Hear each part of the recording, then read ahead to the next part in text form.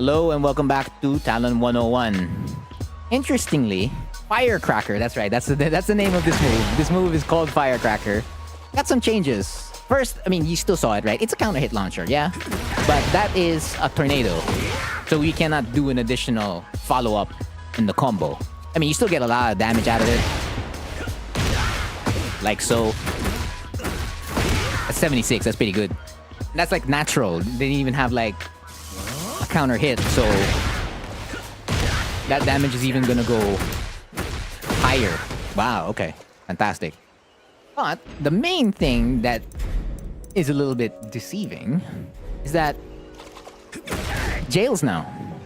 Oh, well, with a big asterisk. It jails on hit. So if the opponent does block this... Oh yeah, well, you're still gonna get launched. So yes, it does jail now, so it's like a lot more easier to use it, or like there's a lot less risk to use it, right? If you weren't able to make it like Noctis is down 2. Again, that's for players who do know Tekken 7 as a reference. If you were competing, or if you've played enough Noctises, you did not move after getting hit by Noctis is down 2 at all. Nor, I guess you were like preparing to fuzzy, but for the most part, since it was a weapon, you couldn't low parry it, and the second hit was completely safe. Back before for Hwoarang, this move used to be safe, and it had pushback on block, so if the opponent did press a button after the whiff, you got like a free back 3 right afterwards. But now, every time you press this move, you just kind of like have to know you're gonna eat a heat engager potentially, or a big punish from your opponent. But of course, it's still a high crushing low that's kind of far-ish.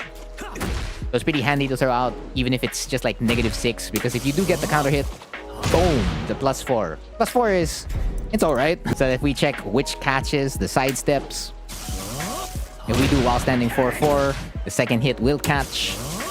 If we do another, let's say FC4, apparently it doesn't hit. Maybe this is probably due to the pushback on hit, so you can just do FC3. Can you throw out a 4-3+4? You can. That does look a little bit fishy though. Counter hit again, while standing 3. Oh, okay. And then of course, while standing 2. Yeah, it's doing its best, man.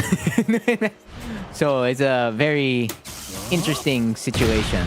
Of course, you could use the +4 instead of using those options. You can like just crouch cancel out of it. Of course, while it is -6 on hit, this move is launch punishable on block. However, nobody's really launch punishing this, because before they were looking for like the launch on the second hit, so they're gonna duck the second hit, right? So maybe some players may attempt to like straight up go with their move. So if they go for their move, you can like easily just let the full string rip. But for the most part, based on my experience and watching other Hwoarangs play, I have not seen any player like attempt to like launch this. It's really just either a quick low punish because they didn't think you're gonna let the whole string rip, so they just like do their while standing 4, or they just leave it be, because it's, you know, because again, the move has an extension, and if you punish it with anything, right? So let's say if they try to punish it, let's say with a down jab. Oh, I guess it's an OS. So this is I mean, that's if they want to like really just like avoid dealing with the move. But if they're doing this, then you're never really gonna get heavily punished for throwing out the move. But yeah, it's something to keep in mind, because if they do indeed do, let's say, so like since the down jab doesn't work there, if we do while standing 4-4, or if the opposing Hwoarang does while standing 4-4,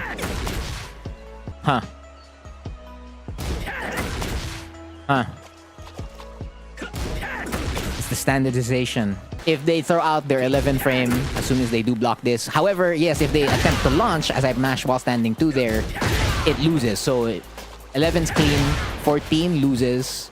Hwoarang doesn't have a 13, so I can't test that. But yeah, if they do mash a 14 frame, 15 frame, let's say 13 with an asterisk, you will lose. So I guess there is no beating that, it seems. That used to be something in 7. Not unless I'm remembering it wrong, but yeah, this is the present Tekken 8, so 11 frames, maybe even potentially 12 will beat you. So double check in the lab, depending on the matchup you're fighting, if it's gonna be like really, really bad. Like if they mash that specific punish the moment they get this on block. Now let's go to down 4-4, right? You do know earlier, again, this does jail on hit. and it does launch on counter hit, and it's only negative 13. Not much to be said. And of course the combo, you know, in general, I showed it earlier. This is like your basic B&B. It's around 77. I think you can change it up a little bit more. Yeah, there you go. You can even push it up to 82. So that's pretty effortless, actually. It feels effortless. If it's not as effortless yet, just get practice in the lab. Do the combo a couple of times. The main thing for this move, for both down 4 and down 4-4, is that this move can now be done in RFF. So RFF before used to have RFS down 3-3 as its high crushing low option. So a high crushing low that launches the opponent. So here now you're like really just going under instead of like still standing, because it did lose occasionally depending on like the frame data.